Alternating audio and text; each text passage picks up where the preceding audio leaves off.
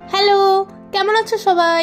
কালকের ভিডিওতেই তোমাদের সাথে শেয়ার করেছিলাম আমার মর্নিং রুটিন, বাট আসল দৌড়ঝাঁপ শুরু হয় এরপর। যেমনটা তোমরা দেখলে, প্রথমেই আমি বাসনপত্র সব ধুয়ে নিচ্ছি, আর আমার মুখ দেখেই বুঝতে পারছো যেটা আমার খুব বিরক্তির কাজ।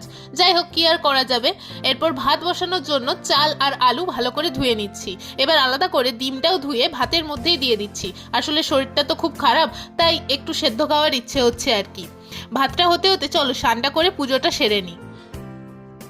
এটা আমার খুব শান্তির জায়গা, যেখানে বসলে আমার মন একেবারে শান্ত হয়ে যায়, সাথে আমি অনেক পজিটিভ ভাইবসও পাই।